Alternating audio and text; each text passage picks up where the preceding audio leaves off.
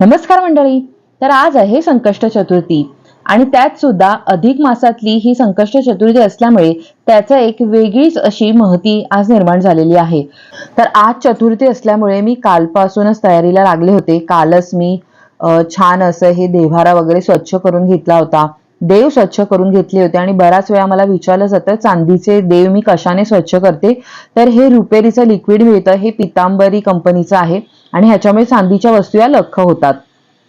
तर आज संकष्ट चतुर्थी असल्यामुळे मी विचार केला होता की लाल रंगाची काहीतरी सजावट करायची, पण बऱ्याचदा मी ते वेल्वेटचं लाल रंगाचं वस्त्र वापरते. त्यामुळे मी विचार करत होते की लाल रंगाचे अजून कोणते शेड आहेत माझ्याकडे, आणि हे मरून कलरचे शेड अनेक वर्ष माझ्याकडे हे पीसेस आहेत पण वापरलेच गेले नव्हते. त्यामुळे म्हटलं आपण हे येल्लो आणि मरून म्हणजे असं हळदी कुंकूचं छान असं कॉम्बिनेशन आपण करूया. आणि अनायसे मला स्वामींसाठी वस्त्रासाठी पण हे एक्स्ट्रा ब्लाऊज पीस मिळाला आणि देवाऱ्यामध्ये सुद्धा अंथरून घ्यायला सुद्धा मला एक्स्ट्रा हे वस्त्र मिळाले. काहीच मला नवीन घ्यावं लागलं नाही, जे काही आहे माझ्याकडे त्याच्यामध्येच मी रंगसंगती निर्माण केली आणि छान अशी माझी आजची ही बैठक मस्त तयार झाली होती. स्वामींची सुद्धा बऱ्याच वेळा मला विचारलं जातं ही कशापासून मी तयार करते, तर हे माझ्याकडे एक अशी ही फ्रेम आहे आणि त्यालाच मी वेगवेगळी वस्त्र वगैरे लावते. तर आज हे दुसरं एक वस्त्र या वेल्वेटच्या स्क्वेअर शेपच्या वस्त्रावरती मी लावून घेतलं होतं षटकोनी शेपमध्ये आणि त्याला स्टेपल मारून घेतलं होतं जेणेकरून ते व्यवस्थित बसेल.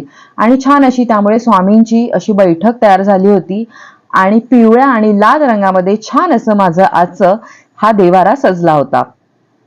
तर तुम्ही कधी शेगावला गेला असेल तर तुम्हाला माहिती असेल की गजानन महाराजांना ना असा दुर्वांचा हार हा अर्पण केला जातो. तर स्वामींचा खूप सुंदर असं स्वरूप दिसत होतं, इतके छान दिसत होते ना स्वामी. आणि बरेच दिवस माझी इच्छा होती की स्वामींना ना दुर्वांचा हार हा अर्पण करायचा आणि आज तो योग जुळून आला होता. काल मी ना जांभळी नाक्याला गेले होते. तर सर्वांनाच माहितीये जे ठाण्यामध्ये राहतात त्यांना की तिथे गणपती बाप्पाचं मंदिर आहे आणि तिथेच बाजूलाच एक छोटंसं शॉप आहे की तुम्ही तिथे दुर्वांचा हार विकत घेऊ शकता, मंदिरामध्ये ते वाहू शकता. तर मी स्वामींना आज मला अर्पण करायचा होता म्हणून तिथून हा हार घेतला होता. आणि त्यानंतर जांभळीला मी खूप सारे आज साफे सुद्धा विकत घेतले होते. पुढे तुम्ही बघालच त्याचा मी वापर कसा केलाय. तर मंडळी, अधिक महिन्यामध्ये कोणतीही गोष्ट ही देवांना अर्पण करताना 33च्या पटीमध्ये जेव्हा तुम्ही अर्पण करता तर त्याचं एक वेगळंच असं महत्व आहे. तर त्यामुळे मागच्या एका भागामध्ये तुम्हाला दाखवलं होतं की मी स्वामींना 33 गुलाब हे अर्पण केले होते.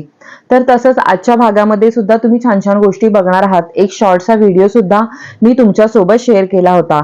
तर ह्या महिन्यांमध्ये ना जे काही मुबलक प्रमाणामध्ये निसर्गामध्ये पिकतं, जसे की आंबा म्हणा, मग फुलं जी बहरतात मोगरा म्हणा, चाफा म्हणा, तर जे काही मुबलक प्रमाणामध्ये आहे ते आपण देवांना हे अर्पण करू शकतो. तर सध्या आंब्याचा सीझन चालू आहे, जांभळांचा सीझन चालू आहे, लिची म्हणा किंवा केळी म्हणा.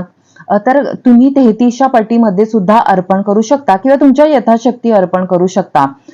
तर तुम्ही बऱ्याचशा लोकांच्या घरी पाहिलं असेल की आंबा उत्सव म्हणून असं सेलिब्रेट केलं जातं, देवारा तसा सजवला जातो. तर तुमच्या यथाशक्ती तुम्ही अशा सेवा ह्या करू शकता आणि त्याच्यानंतर त्याचं वाटप तुम्ही करू शकता. जर तुम्हाला देवळामध्ये कोणाला दान द्यायचं असेल त्या गोष्टींचं तर दान म्हणून देऊ शकता किंवा घरामध्ये सुद्धा त्याचा प्रसाद म्हणून तुम्ही वापर हा करू शकता.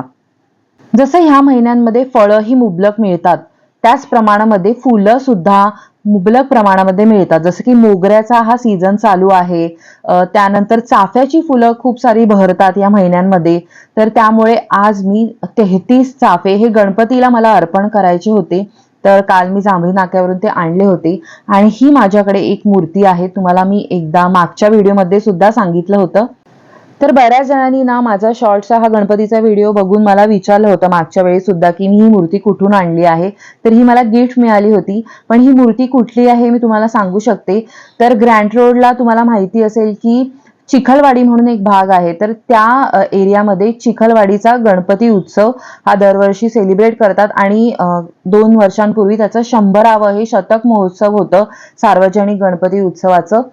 तर त्यावेळी त्यांनी ह्या गणपती बाप्पाची प्रतिकृती ही सेलसाठी ठेवली होती की लोक भाविक भक्तगण तिथे येऊन ही मूर्ती विकत घेऊ शकतील. तर तशाच पद्धतीने माझ्या नणंदेने ही आमच्यासाठी विकत घेतली होती आणि तिच्यामुळे हे गणपती बाप्पा आमच्या घरी आलेले आहेत. तर ह्या गणपती बाप्पाला आज मला माझी इच्छा होती की आपण 33 चाफे हे अर्पण करावेत, तर तसे आज मी केलेले आहेत. आणि तुम्ही बघू शकता इतकं सुंदर दिसत होतं ना गणपती बाप्पाचं स्वरूप. ती मूर्तीच इतकी विलोभनीय आहे ना. तर ह्याचे सार्वजनिक गणपतीला आम्ही जेव्हा जातो तर तेव्हाचे सुद्धा मी व्हिडिओ दरवर्षी शेअर करते. तर तुम्ही जी खरी गणपती बाप्पाची मूर्ती आहे ती सुद्धा माझ्या व्हिडिओज मध्ये बघू शकता. खूप सुंदर बोलके असे डोळे आहेत या गणपती बाप्पाचे. आणि त्याशिवाय बरेच ख्याती आहे या गणपती बाप्पाची की हा गणपती नवसाला पावतो, म्हणून बरेच भक्तगण इथे येतात, आपले नवस बोलतात, त्याच्यानंतर ते नवस आपला संपूर्ण करतात. इथे जर तुम्ही बघाल तर सोन्याच्या बऱ्याचशा वस्तू ह्या गणपती बाप्पाला अर्पण केल्या जातात. आणि इथे ना गर्दी अजिबात नसते. तुम्ही कोणत्याही वेळी जाऊन गणपतीच्या 11 दिवसांमध्ये कधीही जाऊन ह्या गणपती बाप्पाचं दर्शन हे घेऊ शकता. तर मंडळी, अधिक महिना हा 33 दिवसांचा असतो, त्यामुळे या महिन्यात 33 या आकड्याला विशेष महत्व आहे. त्यामुळे कोणतेही दान देताना 33च्या पटीमध्ये हे दिले जाते. तर तुम्ही कोणत्याही गोष्टीचं जेव्हा दान करणार असाल ह्या महिन्यामध्ये, तेव्हा तुम्ही 33 ह्या संख्येमध्ये करू शकता. जसं की तुम्ही 33 अनारसे हे जावयाला दिले जातात. त्यानंतर तुम्ही एखाद्याला जर जेवायला बोलवणार असाल तर त्याला तुम्ही काहीतरी 33 गोष्टी ह्या दान करू शकता. तर अधिक महिना हा श्रीहरी विष्णूंना समर्पित आहे. तर त्यामुळे तुम्ही 33च्या पटीमध्ये जे काही दान पुण्य करता या महिन्यामध्ये ते श्रीहरी विष्णूंना अत्यंत प्रिय आहे. त्यामुळे तुम्ही कोणत्याही गरिबांना जर काही दान धर्म करणार असाल तर तुम्ही त्यांना 33 गोष्टी ह्या देऊ शकता. आणि तुम्ही ह्या यथाशक्ती तुमच्या मताने देऊ शकता. मग तुम्ही एखाद्याला 33 बदाम देऊ शकता, एखाद्याला 33 अनारसे देऊ शकता, किंवा एखाद्याला तुम्ही 33च्या पटीमध्ये फळं सुद्धा दान करू शकता. तर मंडळी, एरवी ना आपण आपल्या आईची ओटी ही भरत नाही, परंतु अधिक मासामध्ये या गोष्टीला मान्यता आहे. तर त्यामुळे मी सुद्धा आईची माझ्या ओटी भरली होती, पण संपूर्ण व्हिडिओ काही शूट केला नाही. तर मी तिला, म्हणजे तिने मला सांगितलं होतं की मला साडी नकोय, त्यामुळे मी तिला फक्त ब्लाऊज पीस आणि ही एक ट्रॅव्हलिंगची छोटीशी अशी कापडी बॅग मी तिच्यासाठी एका एक्झिबिशन मधून घेतली होती. आणि तिला आवडतात म्हणून चाफे, तिला चाफ्याची फुलं खूप आवडतात, तर त्यामुळे अशी छोटीशी तिला आवडणाऱ्या गोष्टींची मी ही यादी करून माझ्या डोक्यामध्ये ठेवली होती. आणि ह्याच गोष्टी मी तिला ओटी भरताना गिफ्ट म्हणून सुद्धा दिल्या होत्या. तर मंडळी, हा महिना श्रीहरी विष्णूंना हा समर्पित आहे हे आपल्या सर्वांनाच माहित आहे. परंतु ह्या महिन्यातील एकादशीला सुद्धा त्यामुळे तितकंच महत्व आहे. बाकीच्या एकादशींपेक्षा ह्या महिन्यातील एकादशींना 10 पटीने अधिक महत्व मिळालेलं आहे आणि त्या अधिक फलदायी सुद्धा त्यामुळे मानल्या जातात. तर त्यामुळे तुम्ही जर बाकीच्या एकादशी करत नसाल तर तुम्ही ह्या अधिक महिन्यातील एकादशी ह्यांचं पालन करू शकता. त्या दिवशी तुम्ही व्रत ठेवू शकता. त्यानंतर बघा, ह्या महिन्यामध्ये तुम्ही, जसं मी आधी सांगितलं तसं, गरजू व्यक्तींना अन्न, वस्त्र किंवा पाण्याचे माठ हे सुद्धा तुम्ही दान देऊ शकता. तर मागच्या महिन्यात 27 मेला एकादशी आली होती आणि आता पुन्हा 11 तारखेला एकादशी, 11 जूनला एकादशी येणार आहे. ह्या एकादशीला आपण कमला एकादशी किंवा पद्मिनी एकादशी म्हणून सुद्धा संबोधतो. तर तुम्ही या एकादशीमध्ये देवांना जितकं तुम्हाला यथाशक्ती तुळशीची पानंही अर्पण करू शकता, पिवळी फुलं अर्पण करा, गरजूंना काहीतरी दान धर्म करा. तर ह्या गोष्टी आपण जितकं यथाशक्ती जमेल तितकं करू शकतो. आणि असं म्हटलं जातं की या एकादशीचे व्रत केल्यामुळे साधकाला अक्षय पुण्य प्राप्त होतं. तर सध्या हा आंब्याचा सीझन सुरू आहे, तर माझी इच्छा होती की आपण छान असं हे आंबे देवांना अर्पण करूया. तिथे छान अशा आंब्याच्या डहाळ्या वगैरे लावून छान अशी सजावट करूया. तर मागची एकादशी मला मिळाली नव्हती, त्यामुळे त्यानंतर मी छान अशी ही पिवळ्या रंगामध्ये त्यांचे वस्त्र वगैरे सगळे बदलून घेतले होते, कारण मी फक्त एकादशीलाच त्यांचा शृंगार हा करते. तर त्यामुळे आता मी मागच्या आठवड्यात हे सगळं केलं होतं आणि खूप सुंदर दिसत होतं. सगळं पिवळ्या रंगामध्ये मी सजवलं होतं. आणि त्यानंतर ह्या आंब्याच्या डहाळ्या हिरव्या रंगामध्ये, तर पिवळ्या आणि हिरव्या रंगाची जी रंगसंगती जुळून आली होती, त्यामुळे खूप छान दिसत होता हा देवारा. आणि माझे राधाकृष्ण सुद्धा इतके छान असे उठून दिसत होते ह्या पिवळ्या रंगामध्ये.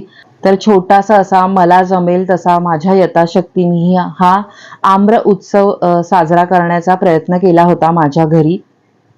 आणि मला तरी असं वाटतं की कुणाबद्दल काहीतरी बोलण्यापेक्षा किंवा काहीतरी वाईट गोष्टींमध्ये स्वतःला बिझी ठेवण्यापेक्षा आपण असं देवांची सेवा करावी, त्याच्यामध्ये आपलं मन रमवावं, आपला वेळ देवांसाठी आपण समर्पित करावा, ज्याच्यामुळे आपल्याला खऱ्या अर्थाने मी असं सांगू शकते की समाधान मिळतं, मनःशांती मिळते. तर मंडळी, जसं आता आंब्याचा सीझन सुरू आहे तसंच आता जांभळं मिळतात, करवंद, लिची ही सगळी फळं मिळतात. तर संकष्टीच्या दिवशी ना मी इथल्या देवाऱ्यामधलं वस्त्र वगैरे चेंज करणार होती, पण त्याआधी हे जांभळ्या रंगाचं सगळी सजावट ऑलरेडी केलेलीच होती मागच्या आठवड्यामधली, तर मी ती चेंज केलेली नव्हती. तर म्हटलं आपण जांभळं मुबलक प्रमाणात मिळतात, तर जसं आपण आंब्र उत्सव केला तसाच आपण जांभूळ उत्सव सुद्धा करूयात. छान जांभळं आणि मोगरा ह्यांची सजावट करूयात. तर त्यामुळे छोटे छोटे हे जे मोगरे होते ते मी वाट्यांमध्ये छान अशी सजावट करून घेतली. छोट्या वाट्यांमध्ये जांभळं ही छान सजावट करून घेतली आणि ऑलरेडी सगळं जो देवारा आहे तो जांभळ्या रंगामध्ये सजलेला होता, त्यामुळे ते सुद्धा खूप छान वाटत होती सजावट. आणि विशेष काही मला म्हणजे बदल करावे लागले नाही देवाऱ्यामध्ये. तर अशा छोट्या छोट्या गोष्टी तुम्ही सेवा म्हणून करू शकता ह्या महिन्यांमध्ये. तर ह्या महिन्यामध्ये ना तुम्ही देवांना 33 दिवे सुद्धा अर्पण करू शकता. मग तुम्ही रोज एक दिवा लावला तरी सुद्धा चालू शकतं, किंवा तुम्ही असे 33 एकत्र दिवे आणून लावले तरी सुद्धा चालू शकतं. तर मी ना असे मातीच्या छोट्या पणत्या आणल्या आहेत आणि त्या छान अशा पाण्यामध्ये बुडवत वगैरे ठेवल्या होत्या आणि बघू कोणत्या दिवशी त्या लावायच्या. तर असो, आजचा भाग तुम्हाला कसा वाटला हे मला नक्की कमेंट्समध्ये कळवा. तर मंडळी, ह्या महिन्यामध्ये जितकी तुम्हाला देवाची सेवा करता येईल, जितकं तुम्हाला व्रत वैकल्य करता येईल, जितकं वाचन करता येईल, पठण करता येईल, नामस्मरण जे काही तुम्हाला करता येईल, दान धर्म, ते सगळं करा. आता थोडेसेच दिवस उरलेले आहेत, त्यामुळे सकारात्मक राहा, सकारात्मकता वाढवा